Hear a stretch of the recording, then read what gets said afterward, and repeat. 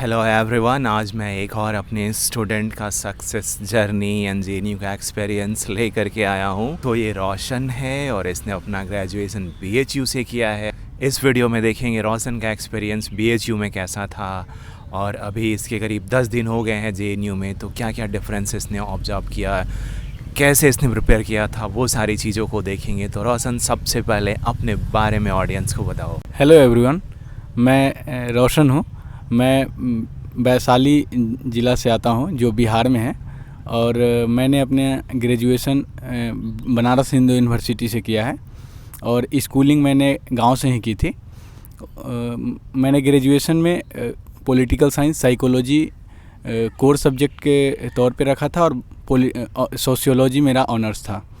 उसके बाद मैं सीवीटी पीजी का प्रिपरेशन किया और आज मैं मास्टर्स के लिए जेएनयू में से आया हूँ। तो रोशन, सबसे पहले ये बताओ कि तुम्हारा बीएचयू में कैसा एक्सपीरियंस था और अभी जेएनयू में आए तो तुमने क्या क्या डिफरेंसेस ऑब्जर्व किया है। सर, बीएचयू भी अपने आप में एक अच्छा यूनिवर्सिटी है। वहाँ जो गांव से लोग आते हैं उनको एक अच्छा प्लेटफॉर्म मिलता है, लेकिन जेएनयू के कंपैरिजन में वहाँ पे कुछ अच्छाइयाँ हैं और कुछ लिमिटेशंस भी हैं। वहाँ का लाइब्रेरी क्या ही कहना, मतलब बहुत वेल मेंटेन्ड है और कैपेसिटी भी ज़्यादा है, अच्छा है। और यहाँ का लाइब्रेरी उससे थोड़ा सा डाउन है। बाकी मेस वगैरह एवरेज ही हैं और वहाँ सिक्योरिटी फ्रीडम इसका थोड़ा सा कंसर्न रहता है। बाकी यहाँ पे सिक्योरिटी फ्रीडम थोड़ा ज़्यादा मिलता है लोगों को, और इस मामले में जेएनयू अपने आप में यूनिक है। और बाकी यहाँ का एक और वाइब्रेंट पॉलिटिकल इन्वायरमेंट जो रहता है वो जेएनयू को और खूबसूरत बनाता है। इसकी खूबसूरती है जो स्टूडेंट को मतलब अपनी तरफ खींचता है। अगर रोशन की माने तो बीएचयू का लाइब्रेरी जेएनयू से अपग्रेडेड है, बेटर है। तो मैं लाइब्रेरियन मैम और वीसी मैम को रिक्वेस्ट करूँगा कि मैम, जेएनयू बेस्ट यूनिवर्सिटी है तो थोड़ा सा लाइब्रेरी को अपग्रेड करो। अब तो बच्चे आकर कंपेयर भी करने लगे हैं। तो रोशन, तुमने कहा कि यहाँ पे फ्रीडम ज़्यादा है और पॉलिटिकल स्फेयर थोड़ा सा वाइब्रेंट है बीएचयू की तुलना में, तो वो कैसे, इसको थोड़ा सा एलैबोरेट करो। सर, एक तो पॉलिटिकली वहाँ पे चुनाव नहीं होता, तो वहाँ पे संगठन हैं, कई संगठन हैं जो अच्छा काम कर रहे हैं। कोई भी पॉलिटिकल या फिर सोशल मुद्दा होता है उस पे वो लोग पार्टिसिपेट करते हैं, अपना वो रखते हैं। लेकिन यहाँ पे चुनाव होता है जिसके वजह से हर पॉलिटिकल पार्टी लोगों को मोबालाइज करने के लिए या फिर पॉलिटिकली मोटिवेटेड रहते हैं, तो फिर चाहते हैं कि ज़्यादा से ज़्यादा लोग उनसे जुड़े, अपडेटेड रहें और लोगों को हर एक मुद्दे पे वो अपडेट इन्फॉर्मेशन वगैरह देते रहते हैं। और मैं तो यहाँ आके जो एक्सपीरियंस कर रहा हूँ उसमें मैं ये कह सकता हूँ कि अगर आप न्यूज़ नहीं भी देखते हैं तो यहाँ के कुछ प्रोटेस्ट प्रोसेशंस वगैरह देख लेंगे तो आपको पता चल जाएगा कि देश में क्या चल रहा है। हवाओं में न्यूज़ है, मेस में न्यूज़ है हर जगह। मतलब आप अपडेट होने के लिए सिर्फ ऑनलाइन यूट्यूब वगैरह ही हर कोई में छोटा सा अर्नव गोस्वामी और रवीश कुमार बसता है हाँ सर, कह सकते हैं। मतलब हर जगह एक अपडेट और न्यूज़ का माहौल रहता है। आप कहीं भी जाएं, कोई प्रोटेस्ट प्रोसेशन देख ले तो आपको पता चल जाएगा कि अच्छा, देश में ये भी चल रहा है। ये बात तो मैं बिल्कुल एग्री करूँगा कि जेएनयू के हवाओं में पॉलिटिक्स है। बहुत सारे लोग यहाँ पे आकर के पॉलिटिक्स में आगे बढ़े हैं। एक चीज़ और जो मैं जानना चाहता हूँ, आपने फ्रीडम की बात करा, तो जेएनयू लड़कियों के फ्रीडम के लिए पार्टिकुलरली जाना जाता है। तो क्या आप कुछ कंपेयर करके सच में जेएनयू को बीएचयू की तुलना में बेहतर पाए हो, या क्या आपका ओपिनियन है, ऑब्जर्वेशन? जेएनयू में लड़कियां हेसिटेट नहीं होती किसी से भी, किसी तरह का अगर इंटरेक्शन करना है तो वहाँ पे हेसिटेशन नहीं रहता, और लड़कों में भी मिसअंडरस्टैंडिंग नहीं रहता। अगर कोई किसी भी चीज़ को लेकर अगर बात करता है तो वो ओपन माइंडेड होते हैं। और बीएचयू में इस तरह का थोड़ा सा कमी हम देख के आए हैं। और बाकी सिक्योरिटी के मामले में लड़कियों का वहाँ पे है कि हॉस्टल वगैरह 10 बजे तक बंद हो जाता है। उसके बाद फिर बहुत सारा वो डॉक्यूमेंटेशन वगैरह का वो होता है कि आप जा रहे हो तो ये लिखो, वो बहुत तरह का बात है। लेकिन यहाँ पे कर्फ्यू कल्चर है। हाँ, लेकिन यहाँ पे है कि ओपननेस है। आप कहाँ जा रहे हो, कहाँ आ रहे हो, इससे ज़्यादा कोई मतलब नहीं है। आप ओपनली एक फ्री लाइफ जी सकते हो यहाँ पे। और उसका एक और रीज़न हमको जैसा दिख रहा है, यहाँ पे ओपन कैंपस नहीं है यहाँ पे, और BHU ओपन कैंपस है, जो बाहर के लोग हैं उनके लिए भी वो फ्री है। तो ऐसे में वहाँ का सिक्योरिटी थोड़ा ये होता है, और यहाँ पे ओपन नहीं है तो सिक्योरिटी थोड़ा ज़्यादा है। एक चीज़ और कि कॉस्ट ऑफ एजुकेशन को कंपेयर करो कि BHU में फ़ी कितना था, JNU में फ़ी कितना है, हॉस्टल बिल कितना आता है, और यहाँ पे तो एक MCM का भी प्रोविज़न है। तो कुल मिला करके क्या ओपिनियन है आपके कॉस्ट ऑफ लिविंग को लेकर के, कॉस्ट ऑफ एजुकेशन को लेकर के JNU? BHU भी सर ज़्यादा कॉस्टली नहीं है, लेकिन वहाँ पे है कि आप ज़्यादा से ज़्यादा लोगों को हॉस्टल नहीं मिलता है, बहुत कम लोगों को हॉस्टल मिलता है। तो जो लोग बाहर रहते हैं उनका जीवन थोड़ा कॉस्टली हो जाता है। बाकी यहाँ पे एक फैसिलिटी मिलता है कि लगभग हर एक स्टूडेंट को, जो भी किसी भी कोर्स में एडमिशन लेते हैं, उनको हॉस्टल मिल जाता है। तो ये एक्सपेंसिवनेस को बहुत हद तक कम कर देता है।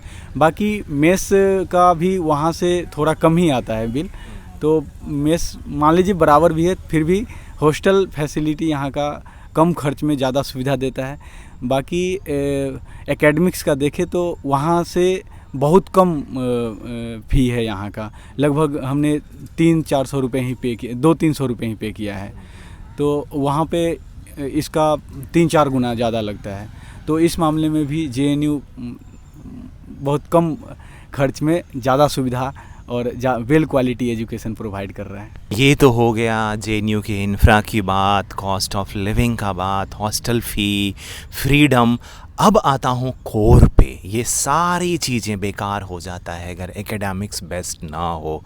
तो ज़्यादा दिन तो नहीं हुआ है तुम्हारा, करीब 10 डेज़ में आपने क्या नोटिस किया BHU JNU के एकेडमिक्स को, थोड़ा सा बताओ।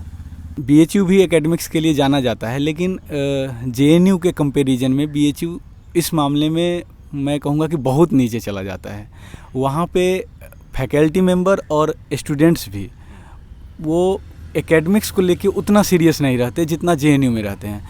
वहाँ पे कॉम्पिटिटिव एग्ज़ाम का माहौल थोड़ा ज़्यादा है। लोग लाइब्रेरी का फैसिलिटी मिलता है, एडमिशन लेते हैं और फिर लाइब्रेरी को यूज करके वो कॉम्पिटिटिव एग्ज़ाम का तैयारी में ज़्यादा समय इन्वेस्ट करते हैं। और तो ये एकेडमिक जो कल्चर है वहाँ धीरे धीरे इंस्टिंक्ट होते जा रहा है।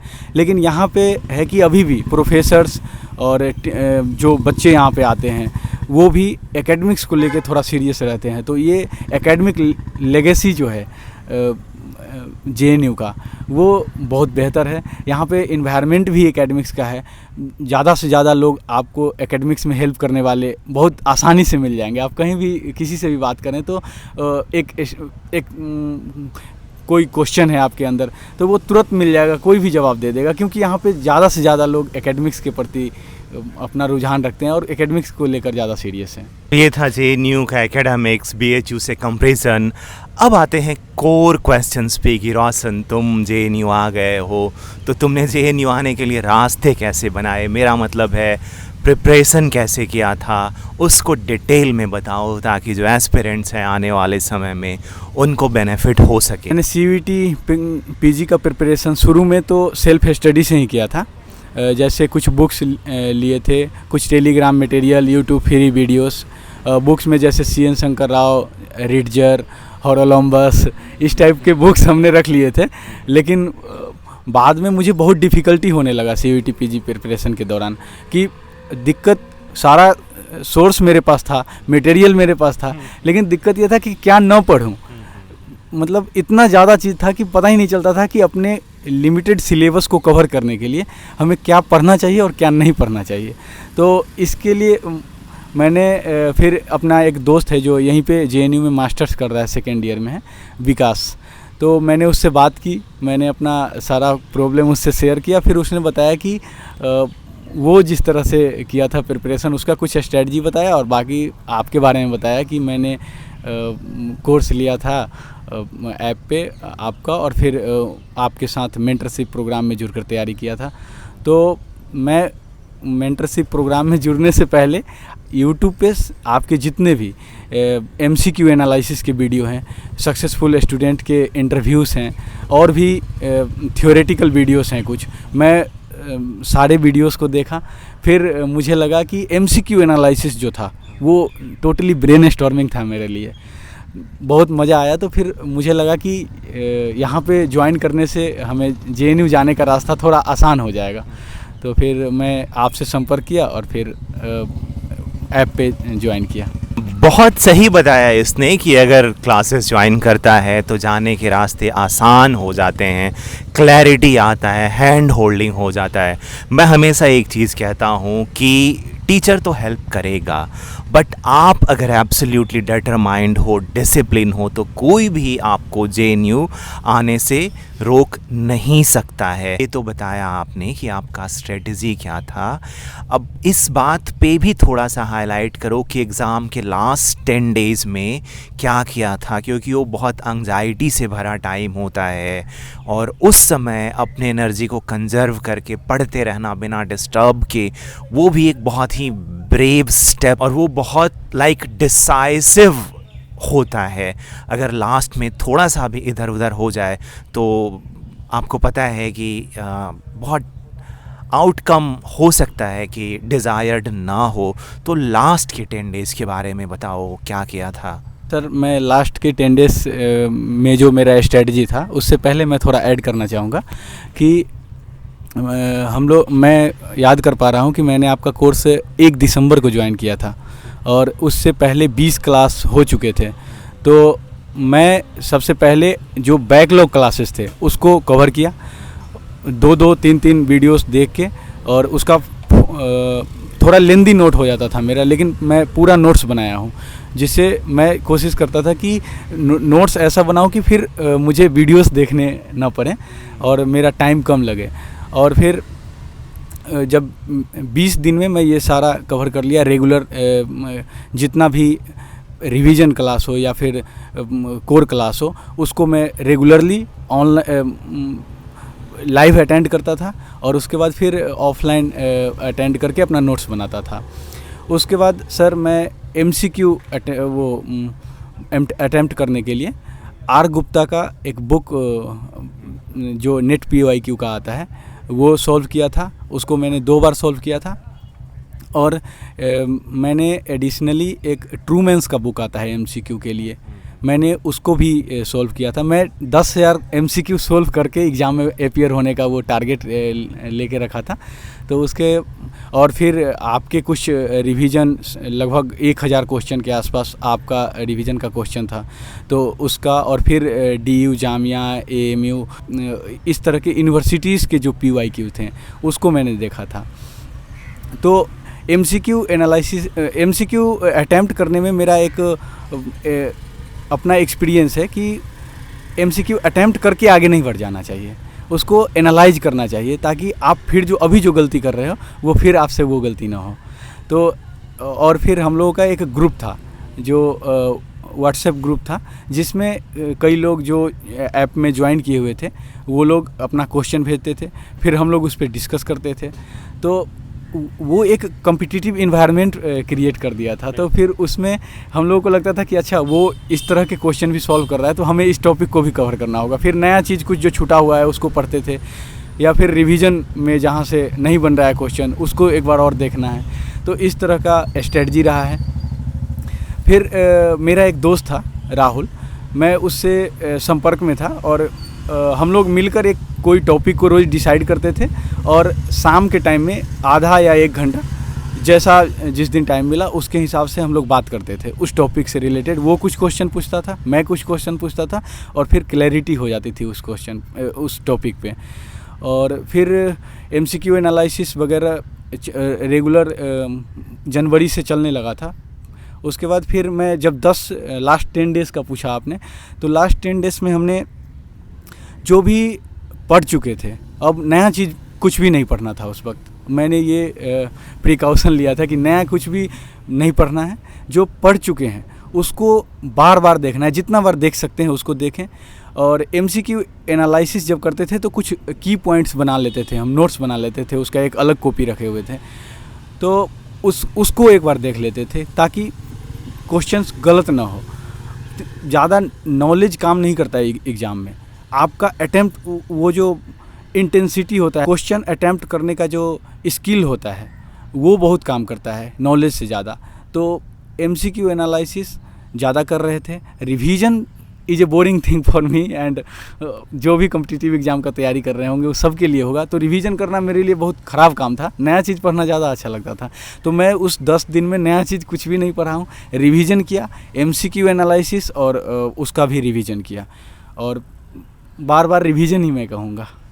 इस बार सेकंड रैंक इब्तिसम हो, लास्ट ईयर की टॉपर रैंक 1 अंजलि हो, या उसके पहले कृति शर्मा हो, इन सभी में मैंने ईयर आफ्टर ईयर एक चीज़ कॉमन देखा है कि ये नोट्स बनाते हैं, लास्ट में अपने नोट्स को ही बार बार रिवाइज़ करते हैं। ऐसा करने से जो मेरा प्रॉमिस है कि सोशियोलॉजी आपके टिप ऑफ टंग पे हो जाएगा, वो हो जाता है और फाइनली वो सेलेक्ट हो जाते हैं।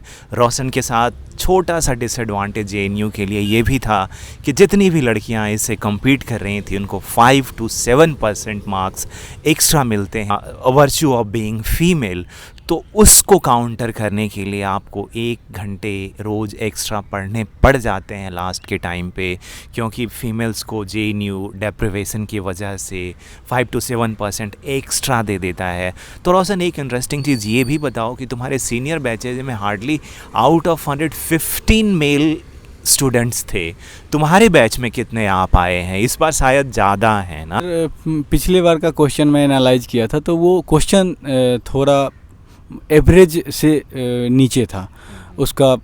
तो इस बार का क्वेश्चन थोड़ा टफ था, तो क्वेश्चन टफ होने की वजह से लड़कों का सिलेक्शन रेशियो थोड़ा सा इंक्रीज हुआ है। अभी हम 10 क्लास किए होंगे जिसमें अभी हमने देखा है कि 60-40 का रेशियो अभी दिख रहा है, लेकिन ये रेशियो अभी 70-30 का हो जाएगा क्योंकि अभी बहुत लोग आए नहीं हैं।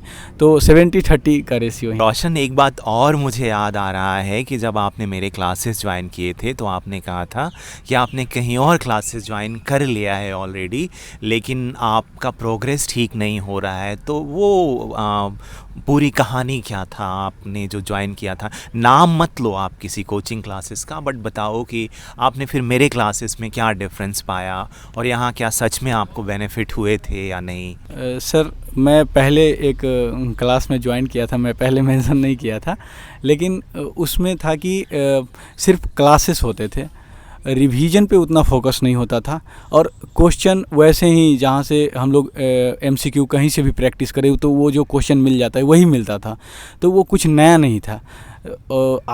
आपके क्लास ज्वाइन करने के बाद मुझे पता चला कि आप क्वेश्चन खुद से भी कुछ बनाते हैं, कुछ नेट का क्वेश्चन रहता है, कुछ CVT या फिर किसी यूनिवर्सिटी के एंट्रेंस एग्ज़ाम का जो टफ़ क्वेश्चन होता है उसको लाते हैं ताकि उस पर डिस्कस कर सके। और आपके रिवीजन क्लास में मुझे ये भी बेनिफिट मिला कि आप किसी बस क्वेश्चन को टिक करा के आगे नहीं भागते हैं, चारों ऑप्शन पे फिर से उस पर थोड़ा क्लैरिटी करवाते हैं कि ये क्यों नहीं होगा इसका आंसर। तो ये ज़्यादा बेनिफिटेड रहता है लोगों के लिए। और मैं ये कहना चाहूँगा अपने जो जूनियर्स तैयारी कर रहे हैं उनके लिए कि अगर आप थोड़ा सा एफोर्ड कर पाए तो सर का क्लास ज्वाइन कर लीजिए।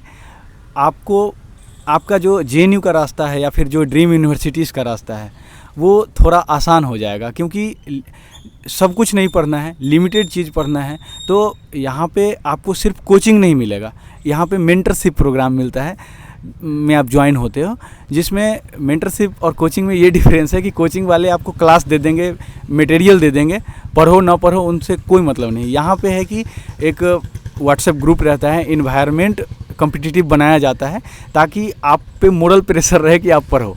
और ये सर का साथ तब तक रहता है जब तक आप किसी जो भी यूनिवर्सिटी का आप सपना देख रहे हैं वहाँ तक पहुँच ना जाए। ऑब्वियसली आप लोग या फिर कोई भी जो प्रिपरेशन अच्छे से करेगा वो JNU आने का सपना देखेगा ही।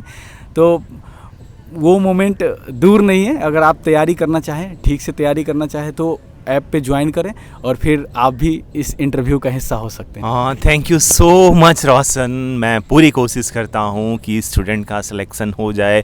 ये सच है कि थोड़ा सा पकड़ के पढ़ा देता हूँ, रिवीजन करा देता हूँ, तो हाँ उसका बेनिफिट तो होता ही है। देखो गाइस, सोशियोलॉजी में एक बहुत बड़े थिंकर हुए हैं मॉडर्निटी के, मैक्स वेबर।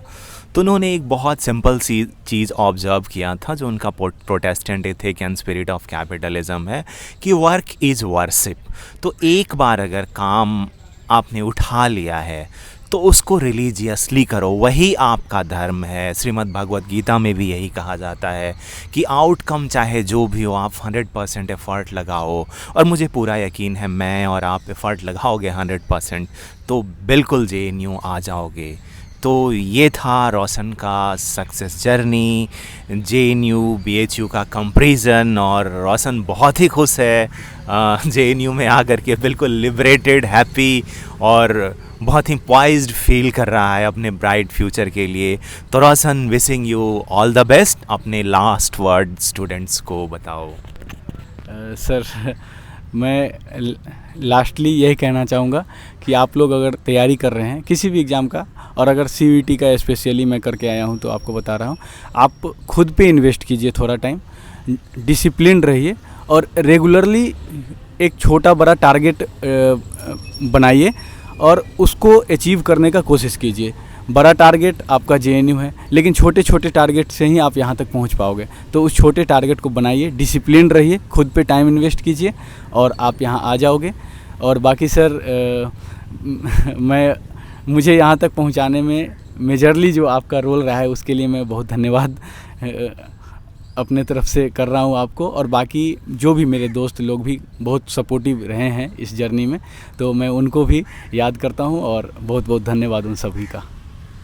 एक बात मैं कहूँगा यहाँ पे कि ये सच है कि रोशन को मेरे से बहुत बेनिफिट हुआ था, पर ये भी रेगुलर था, और आई थिंक इसने कोई क्लास मिस नहीं किया था लेट ज्वाइन करने के बाद भी, और हर रिवीजन अटेंड करता था, आंसर देता था। धीरे धीरे मैं हर बार देख रहा हूँ कि जो स्टूडेंट सिलेक्शन कर लेते हैं उनमें ड्रामेटिक इम्प्रूवमेंट होता है। तो अगर आप वो अपने फेज़ ऑफ ट्रांजिशन बेस से ड्रामेटिक हाई लेवल के सोशियोलॉजी नॉलेज पे चले जाते हो तो आपको कोई JNU आने से नहीं रोक सकता। सर, मैं एक और सीक्रेट रिवील करना चाहूँगा कि सर के क्लास में आप रिवीजन क्लास में अच्छा परफॉर्म करते हैं तो आपको चॉकलेट मनी मिलता है। तो वो सर आपके लिए कुछ भी नहीं होगा, लेकिन हम जो स्टूडेंट्स प्रिपरेशन के फेज में होते हैं उनके लिए एक मोटिवेशन का बहुत बड़ा फैक्टर होता है। तो उससे लगता है कि आप भी ग्रुप में एग्जिस्ट कर रहे हैं, आपका भी तैयारी एक लेवल का हो चुका है, तो कॉन्फिडेंस आता है। और मैं उस 10 चॉकलेट मनी अगर मिले होंगे जिसमें से 4 चॉकलेट मनी मुझे ही मिले हैं, तो इसके लिए भी एक बार और थैंक यू बोलना चाहूँगा सर। तो तुम चॉकलेट के लिए पढ़ते थे, JNU बाई प्रोडक्ट है। चलो जो भी रहा Roshan, it was amazing time to teaching you guys, and बहुत अच्छा लगा आप लोगों को पढ़ाकर। आप लोग JNU में आए, उम्मीद है आगे भी बच्चे इसी तरीके से आते रहेंगे। I wishing you all the best. Thank you so much.